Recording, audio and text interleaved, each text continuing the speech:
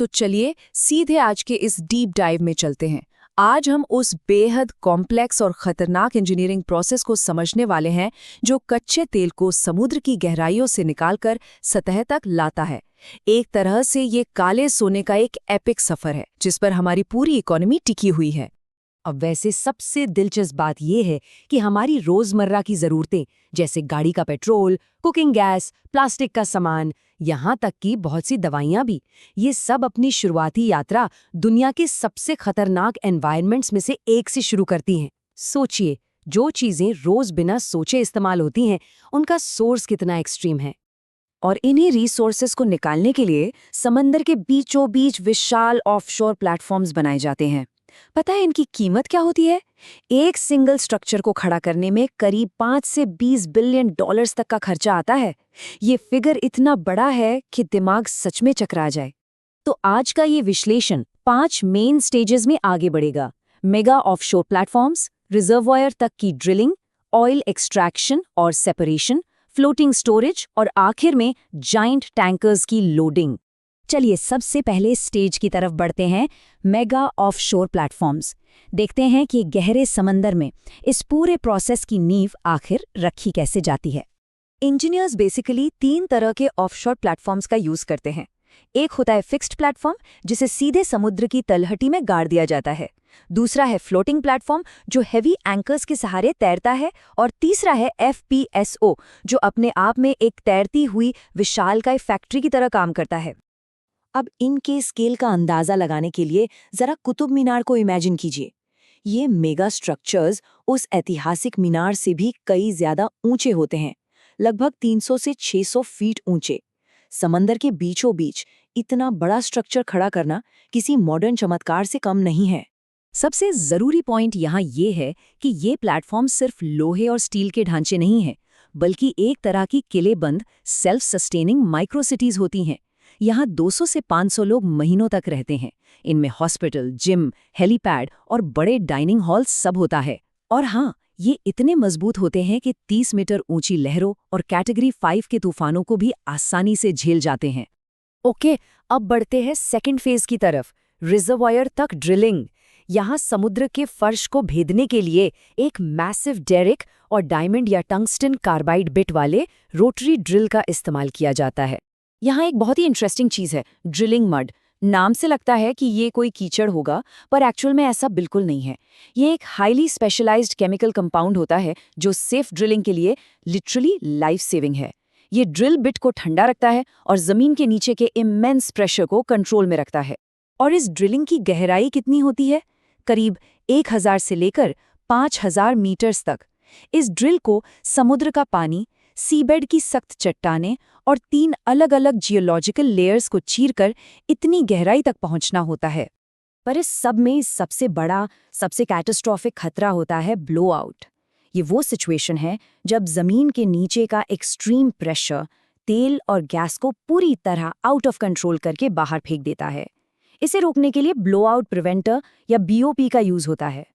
2010 का deep water horizon oil spill वो इसी BOP सिस्टम के फेल होने की वजह से ही हुआ था। एक सच में दर्दनाक हादसा। खैर, चलिए आगे बढ़ते हैं स्टेज 3 पर।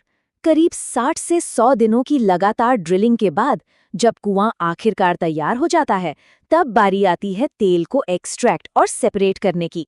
सरप्राइजिंगली शुरुआत में जमीन के अंदर का प्रेशर इतना ज्यादा होता है कि तेल नेचुरली ही ऊपर की तरफ बहने लगता है, बिल्कुल वैसे ही जैसे किसी शेक की हुई कोल्ड ड्रिंक की बोतल को खोलने पर होता है।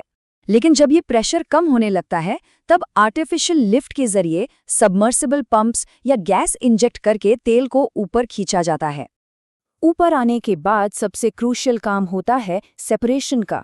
एक 3-फेज सेपरेटर नाम का हॉरिजॉन्टल ड्रम ग्रेविटी और प्रेशर का यूज करके इस रॉ लिक्विड को 3 हिस्सों में बांटता है।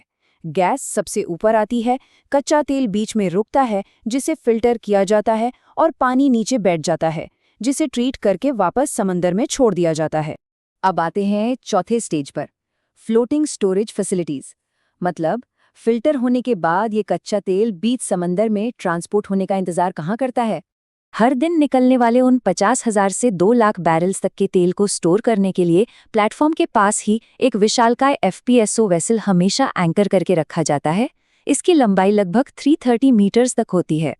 इसके साइज को थोड़ा और प्रैक्टिकली सोचे तो इस एफपीएसओ वेसल के डेक पर 3 full size American football fields आराम से फिट हो सकते हैं। ये फ्लोटिंग वेयरहाउसेस किसी मरीन इंजीनियरिंग मार्वल से कम नहीं लगते। इन वेसल्स में 10 लाख से 25 लाख बैरल्स तक ऑयल होल्ड करने की कैपेसिटी होती है। और हाँ, इनके टैंक्स पूरी तरह टेम्परेचर कंट्रोल्ड होते हैं, क्योंकि अगर टेम्परेचर गिरा तो तेल गाढ़ा हो जाएगा और उसको पंप करना इम्पॉसिबल हो जाएगा।